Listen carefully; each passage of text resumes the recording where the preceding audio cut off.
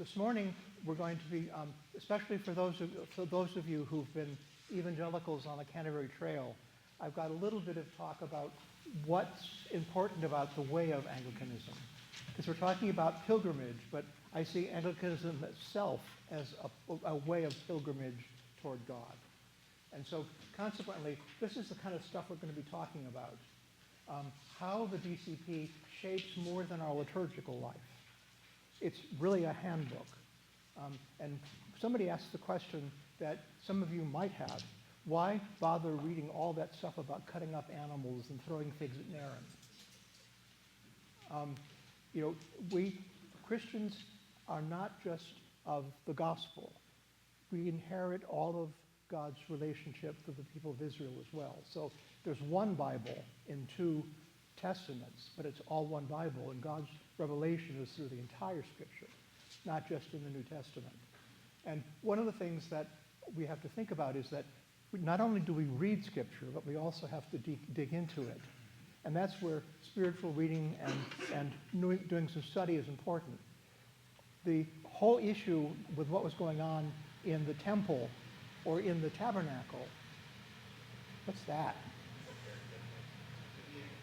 Okay, can you still hear me? Okay, is that in the early church and in the ancient world, people assumed that the life of a person was its blood, and so and that's why, for example, Jews were not allowed to eat blood because that belonged to God, and so when Germans got Christianized and they still ate head pudding and blood cheese, they're not doing the Old Testament commandments, but that's Germans, my relatives. My father ate head cheese, and I can't imagine it. The blood belonged to God, and so consequently, what the doing of the sacrifices is, notice they laid their hands on the head of the animal, and that was, in a sense, they were, in a sense, putting their persona in the animal so that the sacrifice of the animal was a substitutionary sacrifice of them.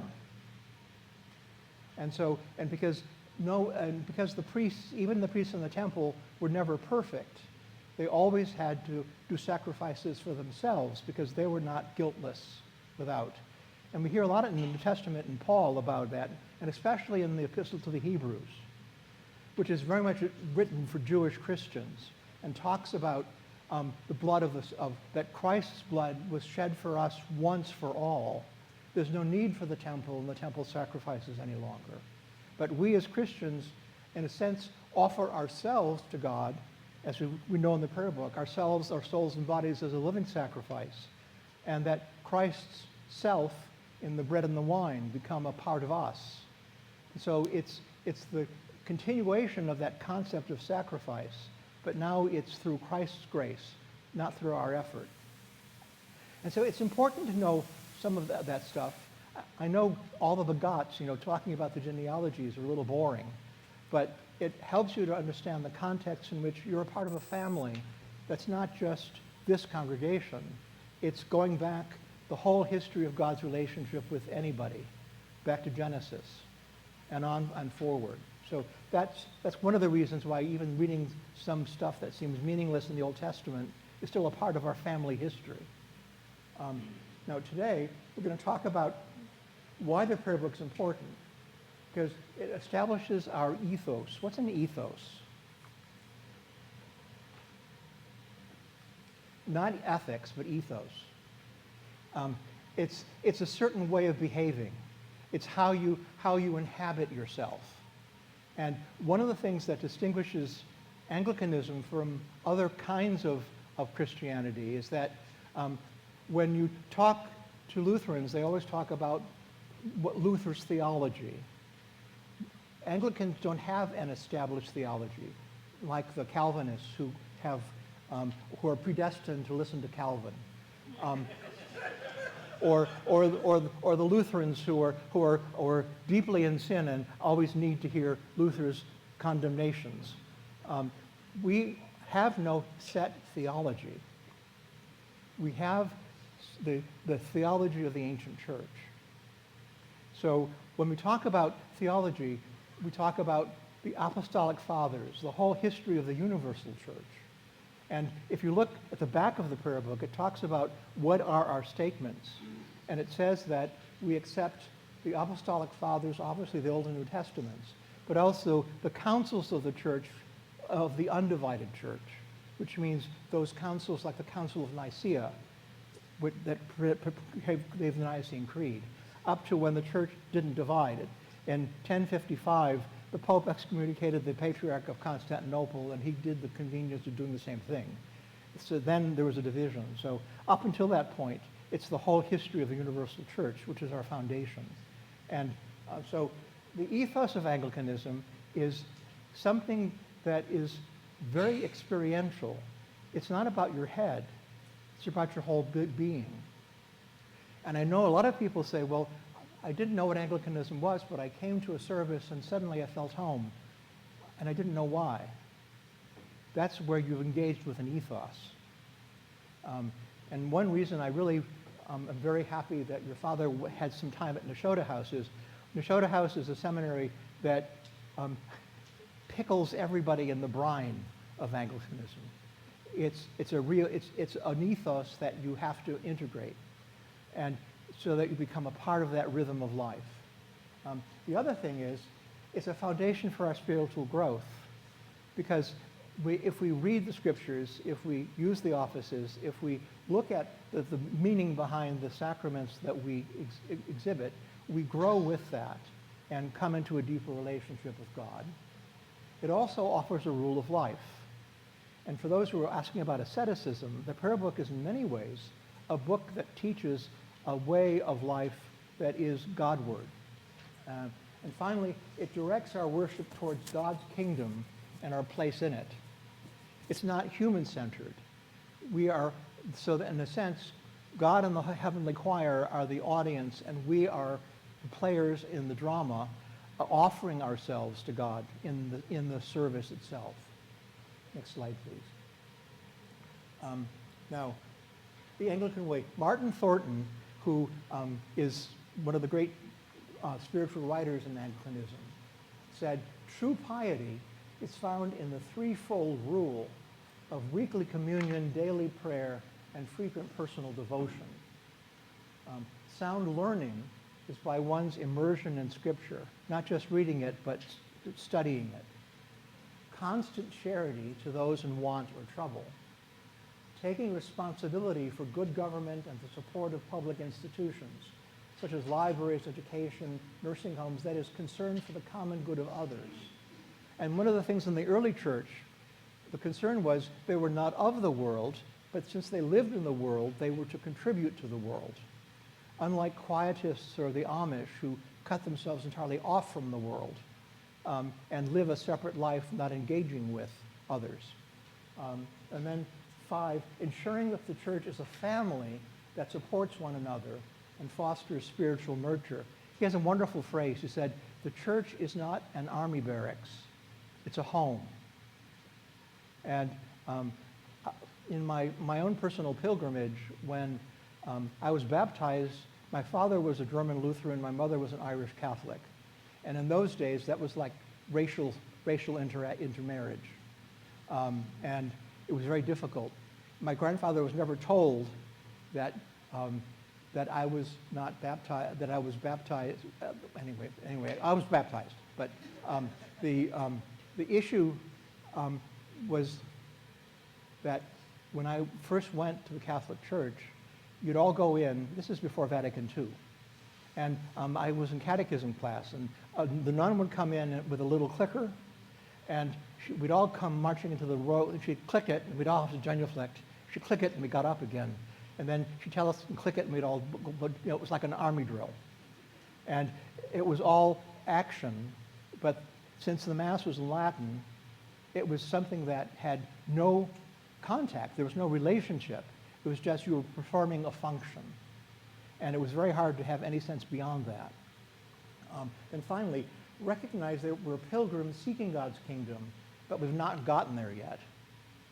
And the other thing is that in some denominations, especially extreme Wesleyans, there's a desire to be holy and a focus on holiness that God calls us to be saints, but you don't get to be a saint by making yourself holy. You become a saint by loving God.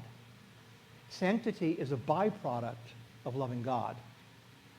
So to look to be holy as an end in itself gets you nowhere.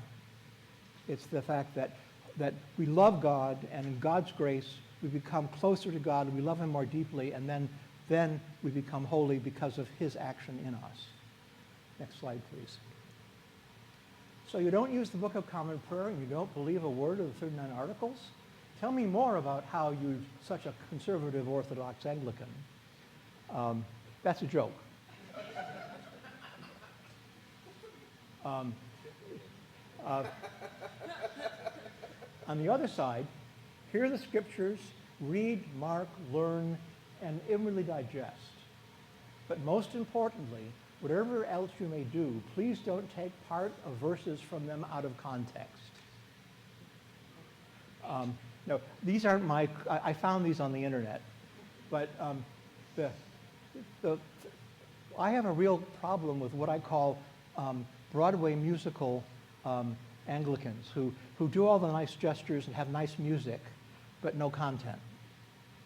And so you can talk about using the Book of Common Prayer, but it's the way to God. It's not something in itself. And people sometimes worship the prayer book rather than worshiping God through the prayer book. Here, especially with the scriptures this morning, read, mark, learn, inwardly digest. That's actually the pattern for what's called spiritual reading, or Lectio Divina. You read a passage, and when Cranmer said mark, he didn't mean yellow marker. He meant stop and pay attention to it. And then learn. By that he meant memorize. And then inwardly through prayer, digest what that text means for you in your place. So that you're, in a sense, in a conversation with God, and you are reading the scripture, which gives you his words, and then you mark what hits you that day, that's God speaking to you directly, and then you internalize it, and then you reflect on it to see how it affects you where you are. And that's classic use of Anglican books. And somebody pointed out the fact that the prayer book, and our new prayer book, is 90% scripture. There are very few things in it that aren't directly from the Bible. And some people have said, well, I once went to something, so that sounds like the Bible. I said, well, it is the Bible. It's just the Bible organized for worship. And so the more you read through that, like the Psalms and stuff, the more you internalize Scripture. Next slide, please. More than half of us are newcomers to the Anglican way, and we bring gifts and wounds, okay? Here's the church, and this is high church, this is low church, this is progressive, this is reactionary, okay? Here, the Catholic, the Orthodox Church in America, the Ordinariate, where it's the very rigidity of stuff. Then on this side, there is ecumenical influence. Anglicans have always been useful in terms of intercommuning with other people. Then down here, the Prayer Book Society. I had a fight with the Prayer Book Society. It's in print. You'll have to read it sometime. It's quite hilarious. Then down here, Trinity School for Ministry is traditionally Orthodox, but it also has an evangelical component. Among the innovative, sometimes the charismatics, Anglican Rite, and church planters can be very innovative. It doesn't mean they're not Orthodox, but they want to embold the tradition and make it useful in this. And then, so all of that is kind of the places we've come from. And think in your own personal pilgrimage. Where did you come from? Either from nothing or from a previous experience of either good or bad relationships. not all denominations are evil at all. And part of it is God touches us in the ways we need to be touched. And we're all different.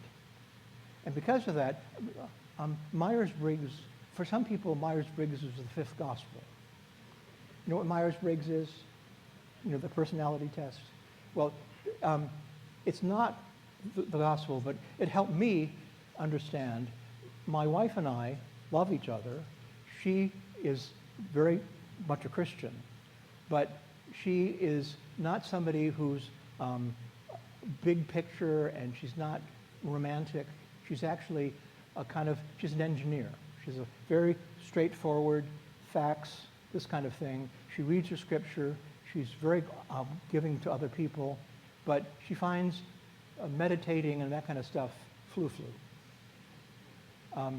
That's not wrong. It's God enters her in the way she's, and when we first got married, I tried to have her do the daily office with me every day. It lasted about 4 days. But for me, I'm a very intuitive, very romantic kind of person. I need things that embrace me and that get me to thin places. Thin places are unimportant to her. So some denominations have in a sense a piety that's based on, with Wesley, that there's a certain piety. And those pieties are valuable, but very often you don't, one good example is, in most towns there'll be at least one Presbyterian church, one Episcopal church, one Lutheran church, and 75 Baptist churches. The reason is, the Baptist minister has a call from God. It's not a part of a denomination. So he gathers people with his personality, and they gather to him. And then he dies or commits some moral turpitude, and that falls apart.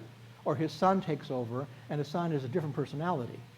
And so suddenly everybody's caught off because that personality was what they grew up with, and they don't fit it. And so they get disembodied. And so that's why, again, when you have a church focused on a minister, it can be very dangerous because you see the minister, but do you see God through the minister? And a corporate liturgy helps to keep that from happening. Even if the sermon's bad, you still get the gospel through the rest of the service.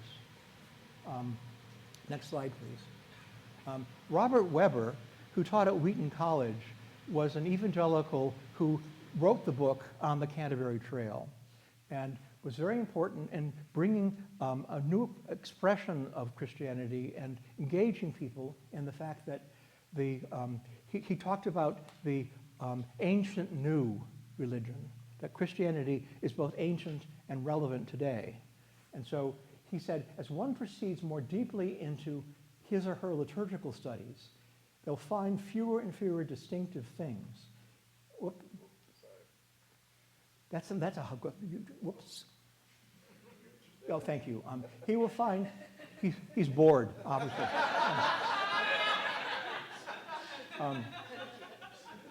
He will find that the older religious denominations have all drawn upon a common source. And many of the things which he fondly believed to be exclusive property of his own denomination have come down from pre-Reformation days, and much of it has been used unbroken since the 2nd, 3rd, and 4th centuries. For example, the collects that he read today, most of those collects were written anywhere from the 5th to the 8th century. The only ones that weren't, Cranmer wrote in the 15th and 16th. And so there's a lot of commonality, and it's important that we not reject other denominations at all, as long as people are coming to Christ. The important thing is that we have this ethos, and we need to use that ethos to our best advantage to come more close to God and bring other people into that same relationship. Next slide, please. ACNA is truly radical Anglicanism. It goes to the roots of faith, upheld by Scripture, the creeds, and the confessions of the undivided church. The BCP was created to be a handbook for everyone, personal growth as well as a liturgical text for public worship. So let's see how we put it into practice. This, by the way, that's my son. Oh, it's St. Andrews? Yes. He lost his hair very early. And he didn't wear a hat, and he just had to have something hang off the top of his head. So I gave him a Canterbury cap for his birthday. Does he wear it? He does, now. When I was a kid, I thought we omitted the Gloria and Alleluias just to make the service shorter. Another problem is that even as we have to read, mark, and learn and digest Scripture, it's important that we also read, learn, and digest liturgy, okay? Each worship service has layers of meaning, as well as shapes and symbols that influence our experience, often unconsciously. The most obvious is the space where we worship, and we'll be talking about that tomorrow as well. Now today, for example, you might have noticed that Father Sean talked about, now we're going to do the Benedictus something or other. That's not just because he's trying to be snooty. It's because the prayer book is layered. And like in the Psalter is 150 Psalms from the Hebrew, but then divided into books by the Hebrews, but then the church divided them into sections. And Cranmer thought that it would be important for people to know all of them, so he divided the Psalter up into 60 sections, so that there would be, in a month, half of the Psalms, and then in the morning, and then the other half of the Psalms in the evening. And the Psalms are such, they have a Latin title, because in the Middle Ages, people couldn't read, and even in monasteries, there weren't books, and so monks had to memorize the entire Psalter by heart. And so the word they needed to know what psalm it was the first line. And so the cantor would sing the first line. They would sing the second line back to him to say, okay, we know what page you're on. And then they'd start the Psalter. And so the opening line is called the incipit, which means the beginning. And so that's why all of the Psalms are called that. And it's not necessary, but it again, it's just one way of us seeing the ways in which we connect to the church. All the canticles are scriptural, but the names are given to them so that we can identify one from the other. For example, the one we did today was what? The second canticle.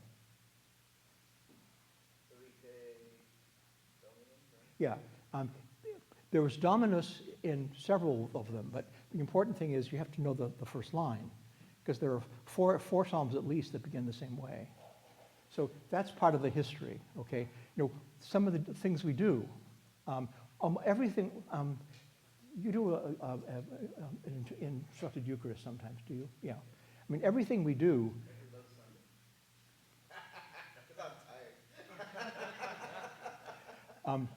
Everything we do has a whole tradition behind it and has significance. And sometimes you don't know it, and so you then therefore don't get it, like the business about the Kyries and that kind of stuff. Okay? Those who lead worship must be well-versed in all aspects of worship, planning, rehearsing, setting up, encouraging people to use their gifts, as well as preaching and reading the Bible. When people ask questions, clergy should have answers or point to where they can find out. Anglican clergy lead their people in their joint worship. The audience in worship is not the laity, but God and the heavenly hosts.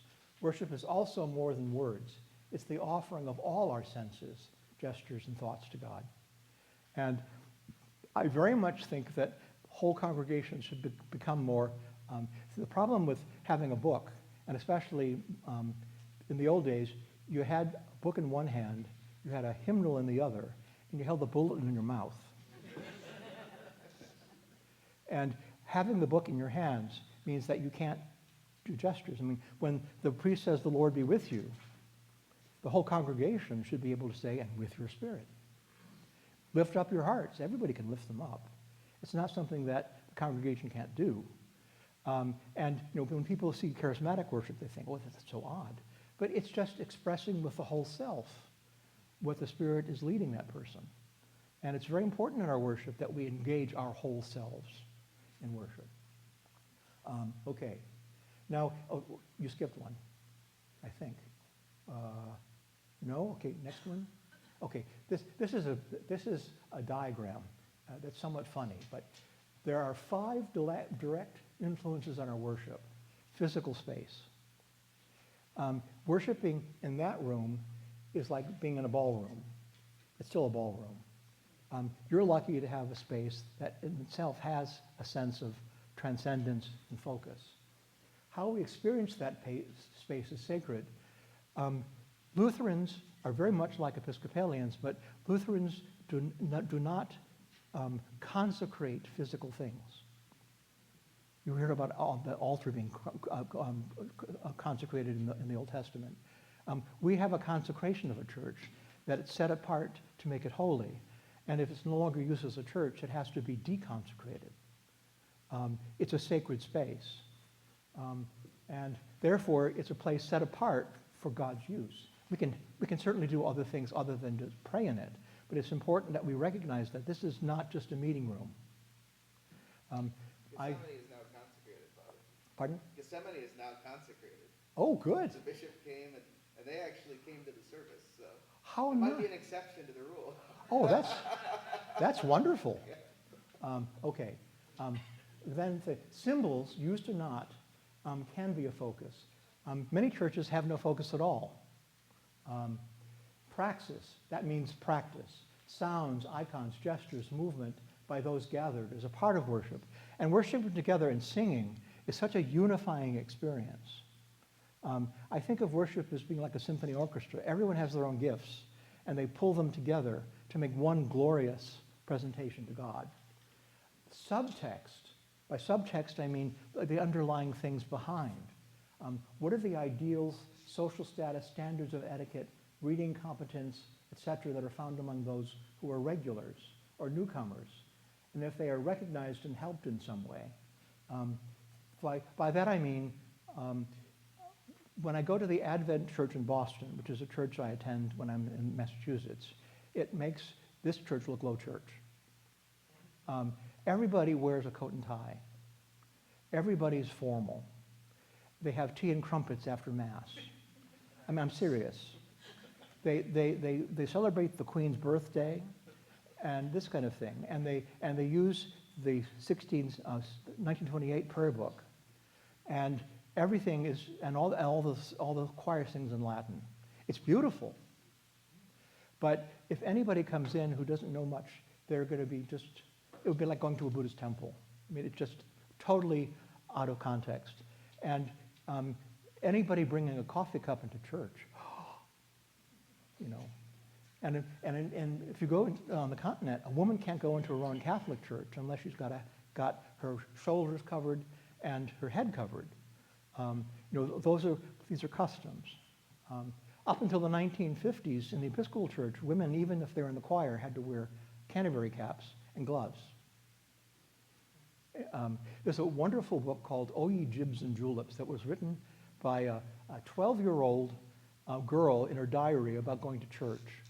And she confuses social comments with sins and this kind of thing, and it's hilarious. It's called Jibs and Juleps because she couldn't understand O ye, the O ye works of the Lord, praise ye the Lord, so it was jigs and juleps. Okay, we are basically, in the way we worship, in a throne room. It's the house of God, Domus Dei. It's a sacred space. God's the audience. We process toward him. We're seeking divine favor.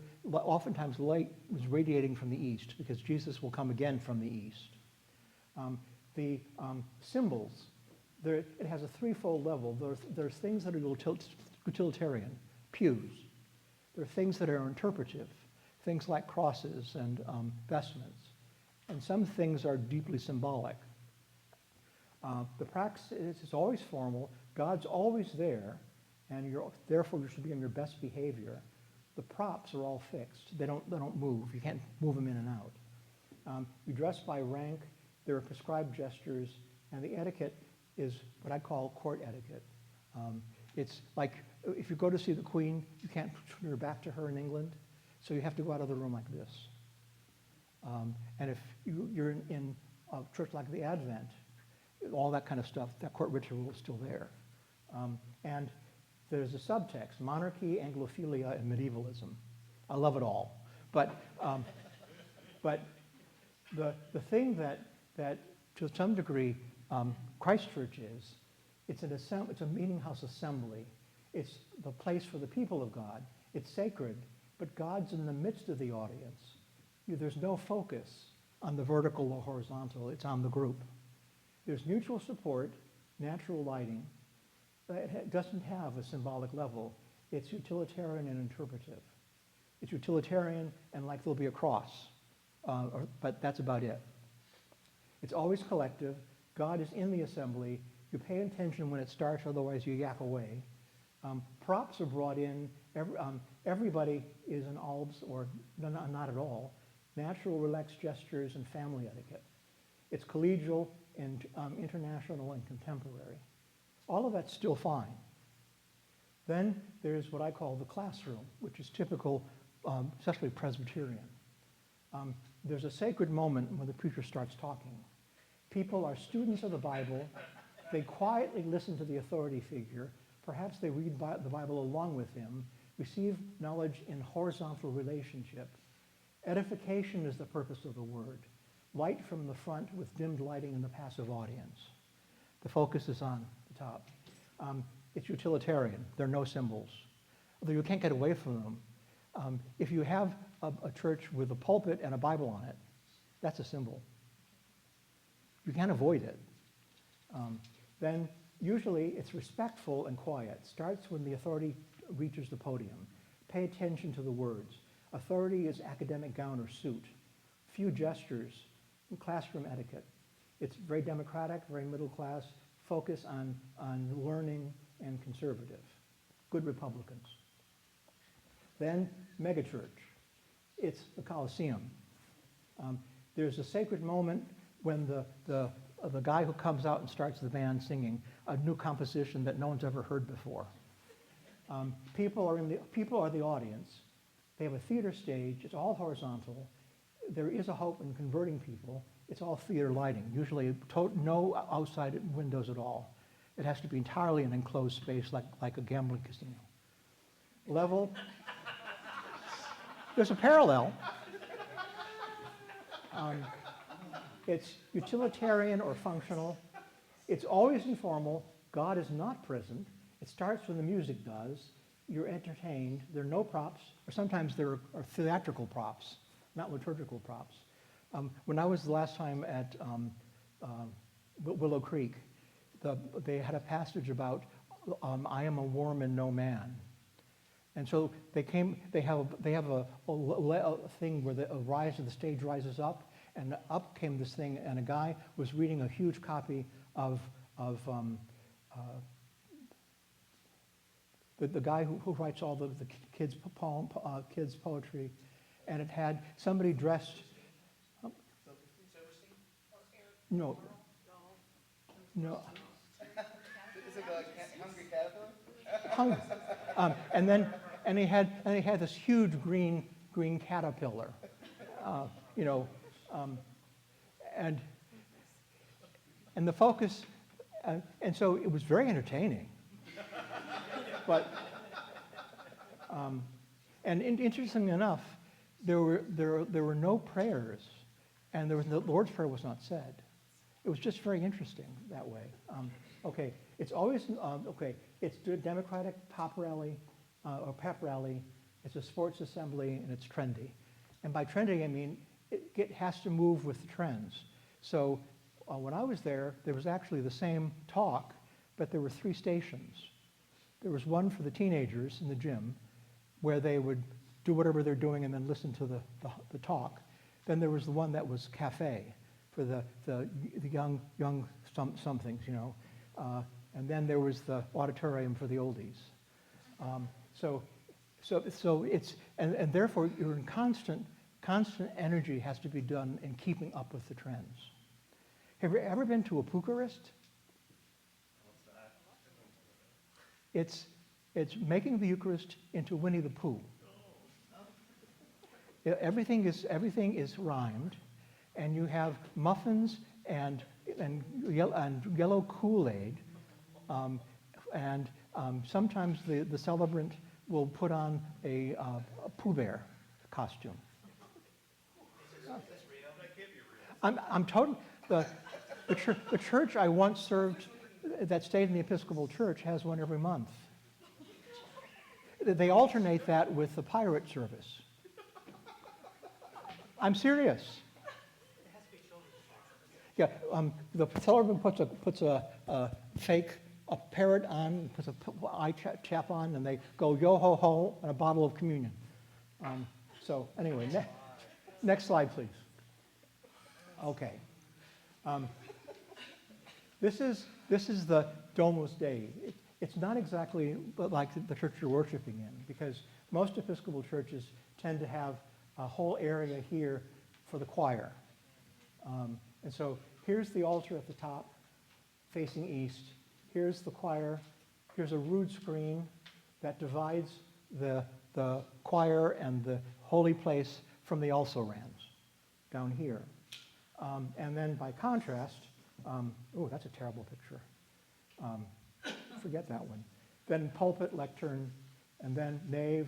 Usually the font's down here, and there's a narthex or decompression chamber. Okay. Episcopal buildings in North America from the 1820s to 1960s were almost always Gothic, using a floor plan based on English medieval precedent, which was based on ideas relating to copying Solomon's temple. Transfers were for additional altars rather than seating. Sanctuary or the altar ark for the ordained behind a barrier, chancel for the vested choir like monks in a monastery, rood screen to separate the holy from the unholy, nave for those who watch the professionals perform the liturgy, and a narthex to shut out the world.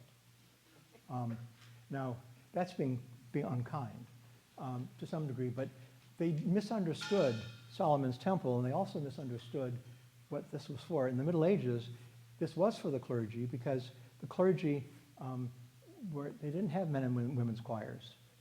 They had lots of priests. Like, hospitals today are where people think they're getting salvation, so they always are adding more buildings and more doctors. Well, in the Middle Ages, people were afraid of hell and therefore had to say masses for the dead, so they had to have more priests and more altars. And so consequently, there was a problem with priests mingling with the congregation too much. And so this rood screen usually had a gate on it, and there was a door that led into the chancel from the outside. And because the chancel belonged to the rector of the parish and the nave belonged to the congregation, and they had fights frequently. So the congregation would never enter the chancel, and he'd never enter the nave except for baptisms. But they copied that. I don't think you can still be a sanctuary without having to be Solomon's temple. We'll talk about that tomorrow. Next slide, please. Now, Domus, the gathering place. Liturgical renewal sparked by Vatican II brought about a focus not on the place, but on the people of God. All who worship are to be part of the action. The screens, barriers, axial focus to one point minimalized. The interior must encourage fellowship. 3 points. The holy table with space surrounding to gather people. The baptismal font or pool with space surrounding to gather people. The ambo from which scripture is read and the word preached. This is actually a former Methodist church taken over by an ACNA congregation. And it was a Methodist church that had what was called the Akron Plan. And so they kept this use of the pews, but they took what the Arch for the Akron Plan and put the chancel there. So it, in a sense, is still, even though it has a circular, it still has an axis. This is a brand new Roman Catholic church in Louisiana. And it has both this huge copper basin that can immerse babies. Then they have a plunge pool, quite literally. The funniest thing, the cathedral in Milwaukee for the Roman Catholics was reorganized by a bishop against the will of the people. And they put in a plunge pool at the entrance. And they had to put a rail around it because the beggars from the park would come in and take baths. But my trouble is, where's the focus? Believe it or not, that's a metal table with a glass top, like you'd have in your garden for a garden party. It's so minimal and it's see-through.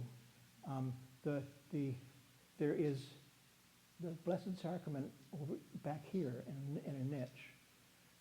And there's no railing, so everything is basically entirely around it. Here's the font. The congregation is all the way around. And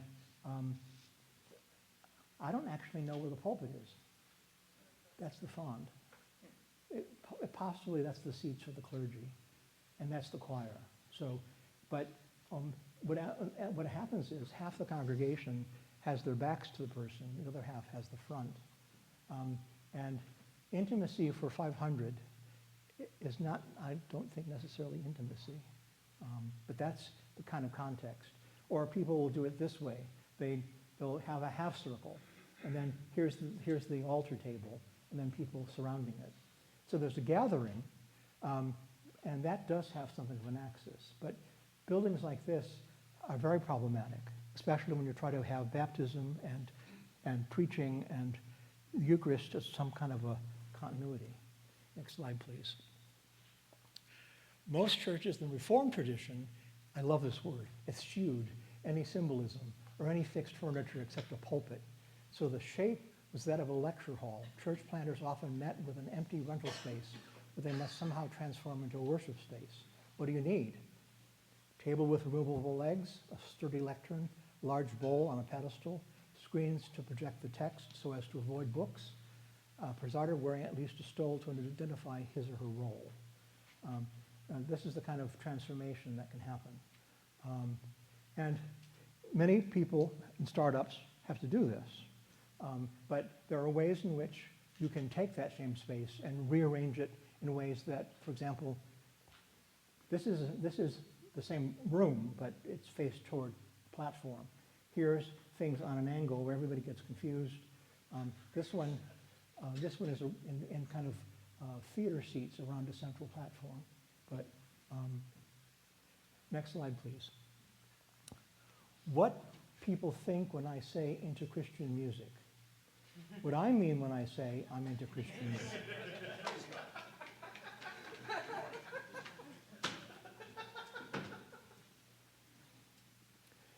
My final remarks. Don't get into worship wars. Do seek a via media between dignity and openness.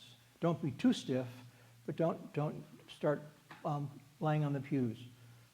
Remember that God is the focus of our worship, not us. True worship requires lots of teaching and practice in the background. And when I say this about music, music that is led by a band can be very enthusiastic. But the part of it is music, if it's part of the liturgy, must be read, mark, and digest.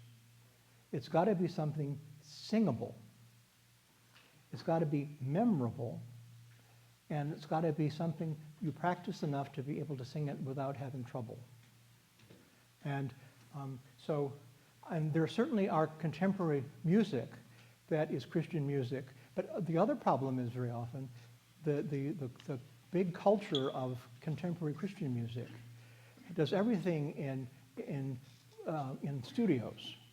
And so you get this perfect sound that comes out, and then you try to copy it in the congregation, and you end up with it very often falling apart because there isn't the backup and there isn't the necessary, or you end up with the band just singing and the congregation just listening. And so by memorable, I mean the texts have to be something that can be in your head. A phrase, a passage. I mean, one of the best examples of hymns are Charles Wesley. Wesley was writing to an audience, many of whom couldn't read. And so he wrote theology in his hymns. And some of them are really wonderful Eucharistic hymns. And people could sing them as they're going home. You can't sing a Gregorian chant by yourself much. But there are lots of simple tunes. For example, the English hymnal had English folk tunes, so that if there was a common tune that was familiar and singable, that the text was set to. So consequently, it was accessible. But the new Lutheran worship book has all these contemporary composers trying to show off and it's impossible. My wife, who still attends a Lutheran church, says, I can't sing it. It's so fast or so up and down that I can't figure out what comes next. So music, because music is to bring us to God, and music is to give us praise to God. So it's got to be something that we can sing, and that it's memorable, and that it's biblical. Okay, now here about worshiping in church. Do's and don'ts. Don't spin our arms outward like a helicopter blade. Do raise arms upward. Kneel quietly. Church, hands together tightly for full effect, or people sitting. If you're going to kneel, make sure that you're not hitting somebody in front of you. Don't knee drop the ushers. Do clap to the beat. Others may join in, which will increase the presence of the Holy Spirit. Maybe. Don't slap heads to the beat. Thomas is not your front tom-tom. Tommy is not your tambourine. June is not your djembe, and so on. You can tell I'm really with it. Don't spontaneously combust. My younger son gets Onion magazine, you know the Onion? They had a wonderful episode last week of, the article was, all members of Chick-fil-A have disappeared. They're all enraptured. No one can cook. But anyway, so that's the kind of thing with worship. That kind of gives you some context. Now, is that as far as we go? I think that's the end of that. Okay. We are right after 11 o'clock.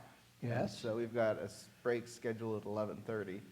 So I wondered if you wanted to... 11:30? 11:30, yeah. What? A break, a coffee. Oh, break. Coffee Okay. bathroom break. Okay. So I wondered if you wanted to do any kind of table discussion or breakout or question and answer.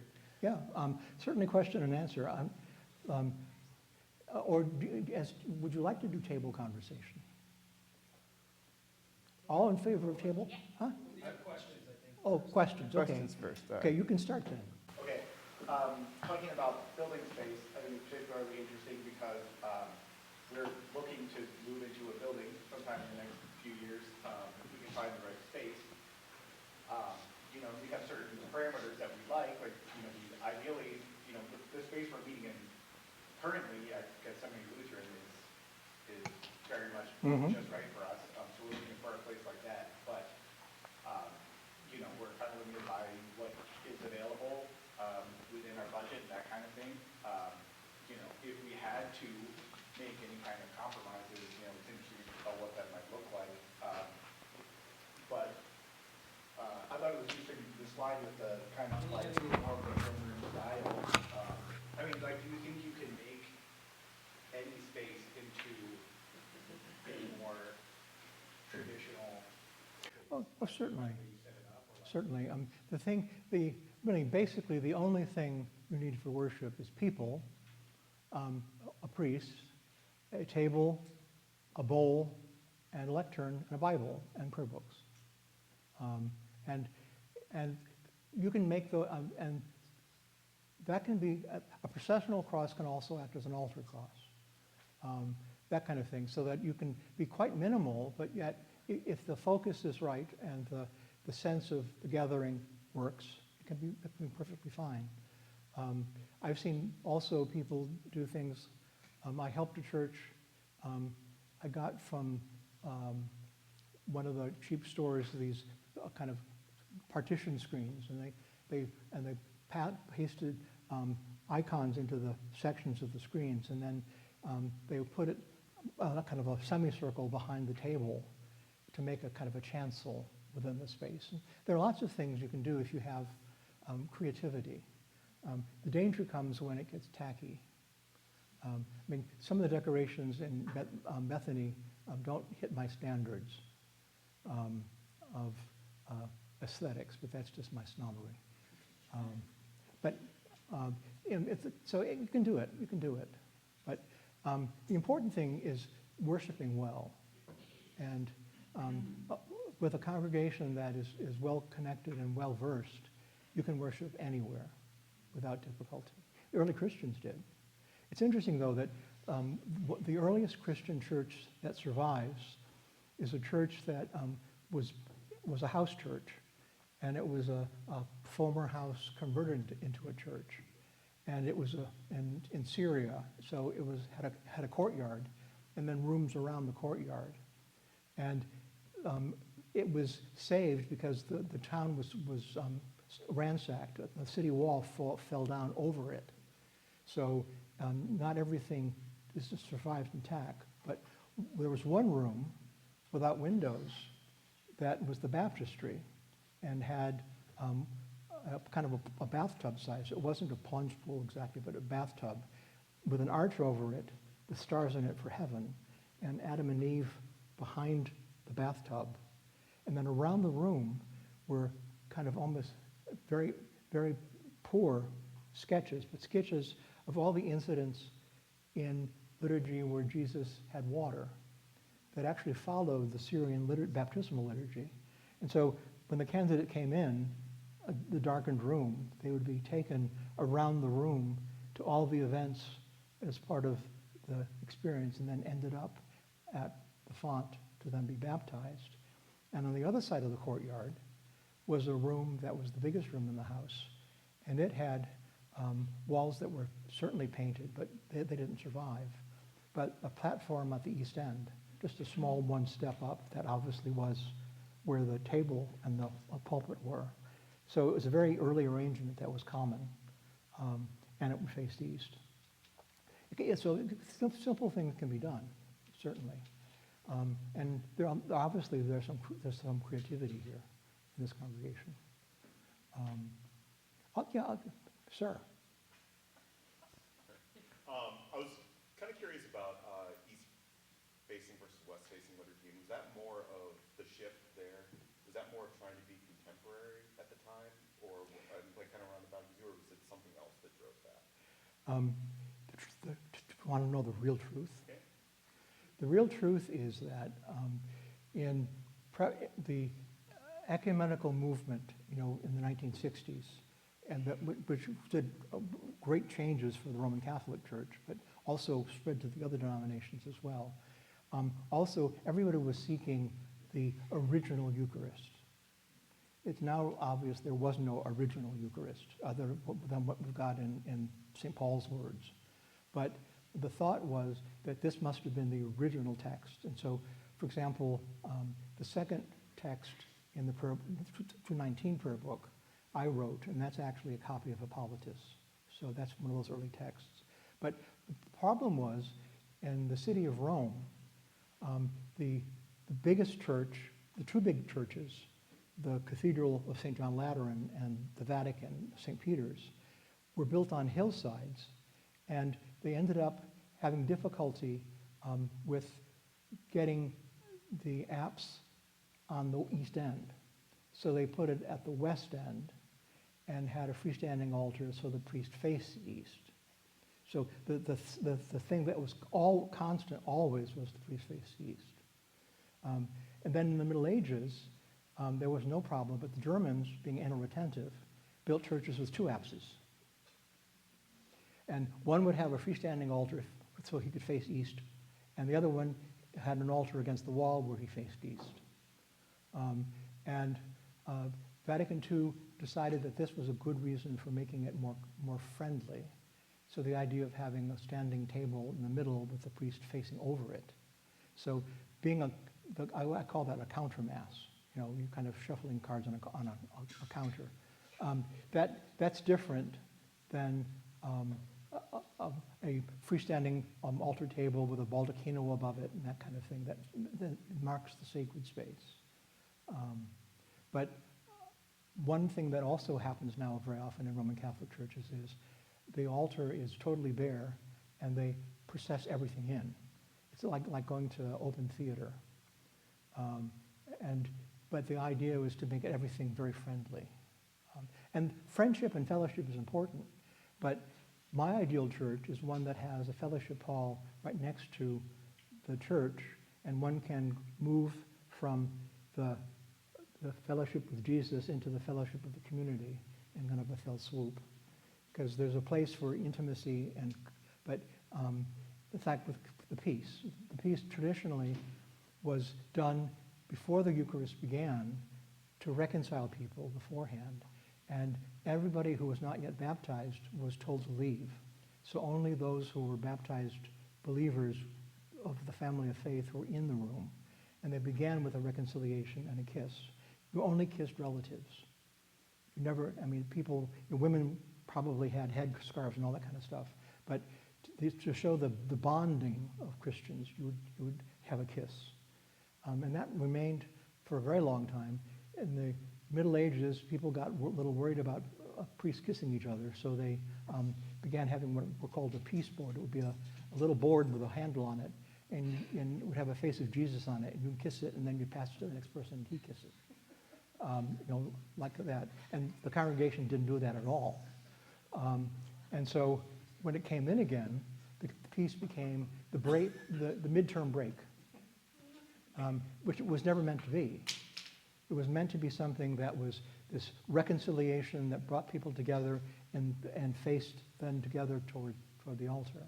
And that got lost. And so my comment always is the hootenannies in the fellowship hall. Actually, there was one church in Boston, a very notorious church, but really very liberal. But the Bolton said, the kiss of peace does not include pinching bottoms and asking for a date. I've saved it. And so those are the kinds of things that some rituals have continued meaning, some rituals have become different, just like words change. One of my favorite collects was, prevent us, O Lord. But prevent meant go before us. But now it means the opposite. So get behind us, God, rather than go before us, God. So we had to change the words. So there are all those kinds of things that have differences in worship. Yeah. So this is a little bit of probably a broader of different points on different slides, but our motto as Anglicans is the Via Media, Yeah. and living in the middle. How do you capture the spirit? Because you pointed out like some things in your in the memes that you've had on here. How do you capture the spirit of that when there are coming from the different traditions into Anglicanism, there are dangerous things that are in some ways heretical. Like when you're talking about the Klukas or whatever, that's a heresy in my opinion. And that's a very far example of it, but there are things I think, like coming from a very evangelical background, there are worship songs that I heard at my old church that are preaching almost heresy. And like, how do you balance that in a loving way when we want to be open with worship, but we have to kind of say no to things because we need to protect orthodoxy? Well, the canons of the church, and the prayer book says that the music, the text of the music is the sole venue of the pastor. Oh, sorry. We're gonna get a little. Okay. Yeah. It's the pastor who determines what can be sung, and so if there's a good coordination between the musician for the music and the pastor. If you uncross your arms, I think it'll stop staticking. Oh, thank you. It'll also make you appear more open to us. The Lord be with you.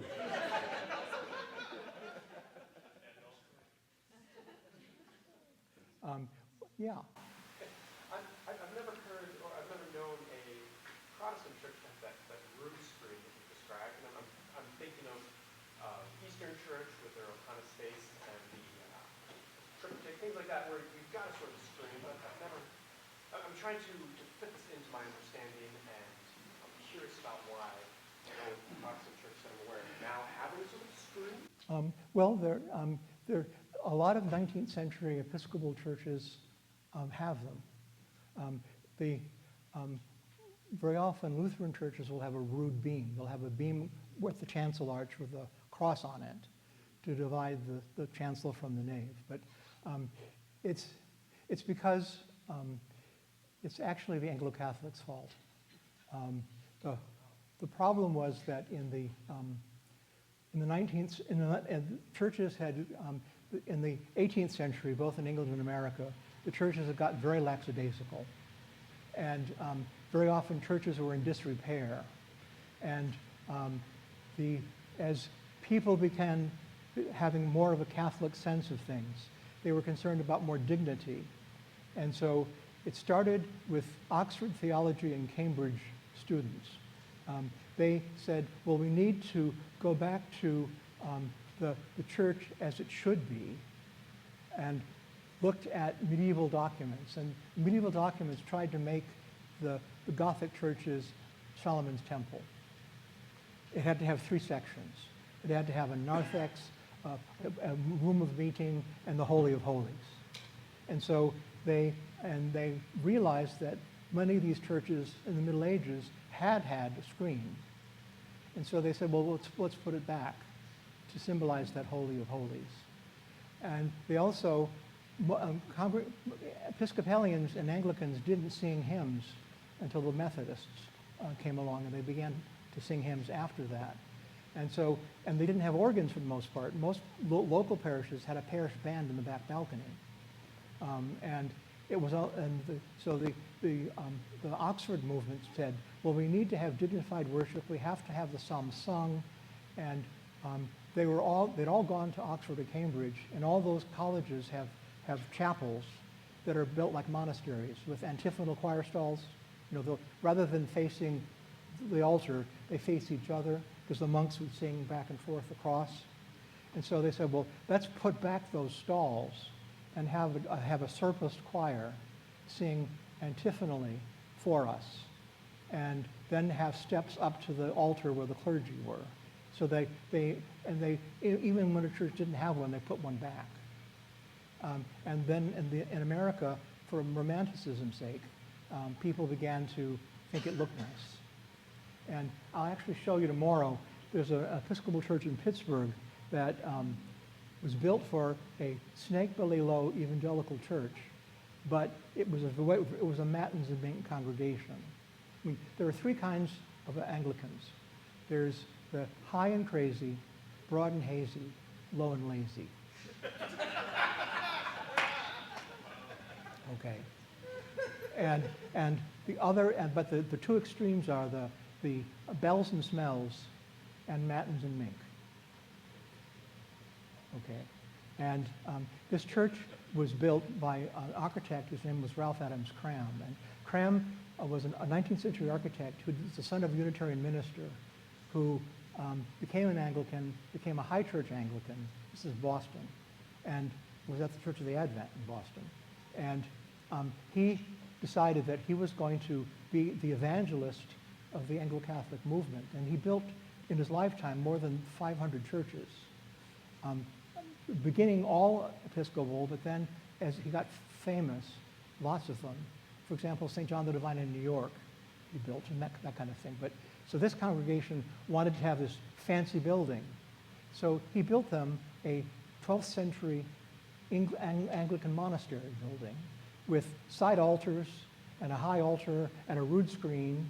And the rood screen was so impenetrable, it's almost like an iconostasis, because they only had morning prayer and they had communion once a month. And there was a weekly communion in the side chapel that had astroturf in it, because it was for golfers. They'd come for the 8 o'clock so they get on the course. So the choir and the high altar were the thing, and the transepts had pews in them, so the transept people could only see the pulpit. But it was beautiful. And then the Mellon family in Pittsburgh, having lots of money, decided that they'd outdo the Episcopalians on the street. And so they had Ralph Adams Cram build them a Gothic cathedral with a high altar that had a reredos of 150 carved saints and a crucifix in the stained glass window above it. And the iconography was from a Roman Catholic company, so it's all these, so you'd swear it was a Roman Catholic church. And the altar is a huge stone thing that's about 15 feet wide and solid. And then actually several movies were made there. You know the one that had the Jesus one? I've forgotten that. Yeah, Dogma.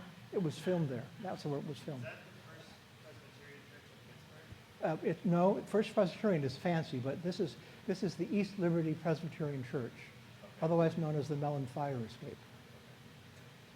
It also has a side chapel of the Mellons in it. Mr. and Mrs. Mellon, and the creed is written out in Latin on the top, and there's a crucifix on the table, and there's bronze doors, and supposedly they only open on Easter to see if they're still there. So, have you been in the First Presbyterian Church? Oh, yes. Well, that seems like there's a lot of symbolism in that for a Presbyterian church. Why are those big doors there that open up? Yeah, Is that like a root screen or what? No. That's because it was the Akron plan was originally founded by Methodists, but it's very common in this neck of the woods. It was that children didn't go to the service. They would go to Sunday school while the parents got the sermon. And so the church would have a huge arch with a screen on it that would be open so that they could sing the opening hymn with everybody. And then the screen would close. They'd then have their Sunday service and the Sunday school classes. And then when it was over, they'd open up the screen again to get the final blessing and the last hymn. So that's a huge kind of apse thing, but it's on rollers. And the idea was to open it up. And the end result is it looks like a medieval cathedral with a lady chapel, because there's a huge stained glass window at the end of the Sunday school area, and then galleries for the classrooms. So when you're in there and it's open, it looks like it's a cathedral that then has at the end of it this other chapel, which is just the Sunday school rooms. So rood screens are not necessary by any means, but tomorrow I'll talk about how you worship in particular, but one of the things that you wouldn't recognize is that, and when we say draw near with faith and take the sacrament, well, in the 1662 prayer book, which was what we inherited in America before we got our own, Sunday morning was everybody came for 3 hours. They came for morning prayer, the Great Litany, a sermon, ante-communion, which means up to the gospel, and then when they had communion, that's when they said draw near with faith. And anybody who was going to receive communion got out of their pew and walked into the chancel and on their knees, because the phrase used to be, and meekly kneeling upon your knees. And so they would come into and that's why there's a second confession, because the first confession was for morning prayer, and the second confession was for those who were about to receive communion. Okay, and so many, even Georgian churches, and I'll show one tomorrow, there's a huge open space between the pulpit and the altar where all those who got out of their box pews would come and kneel meekly upon their knees for communion. But yeah. If you kind of had to, like, from where we started this morning to now where we're ending, how would you kind of like wrap up like this section? Like, how does this play into everything else we're going to talk about? Well, I did it partly because I knew you were going to be working on a church. Right. But, and I wanted to talk tomorrow about the actual Eucharist as being a pilgrimage. So I was showing kinds of buildings that encourage pilgrimage and don't encourage pilgrimage. And the second half today is going to be about having an ascetical life and that kind of thing. So I did this at the beginning, and then partly as an introduction, and we'll do that after the break. Okay. Is that helpful? Yeah, and then like that ties into the BCP as well. Yeah. Like the way the church is set up. It does. The BCP doesn't require things in a certain place, but it's very clear. Again, in the consecration service, the bishop has to consecrate a font, consecrate a holy table, and consecrate an ambo or a pulpit. Those are the three things that are necessary. Everything else can be added, but those are the things that are essential. And in England, it's still the custom that the way the chancel is the day the rector is installed remains that way during that rector's time. Because there was a lot of problems with it. It happens now. You know, one rector is very liberal, the next rector is not. So people end up having different. Well, here's another joke. For Roman Catholics, the authority is the Pope. For Baptists, it's the Bible. For Episcopalians, it's the last rector. Can you repeat that one more time? For Roman Catholics, the authority is the Pope. For Baptists, it's the Bible. For Episcopalians, it's the last rector. Well, Father so-and-so, he did it that way. That's why you start new churches, Father. Did you see what I was thinking? I'll give the next guy all the problem.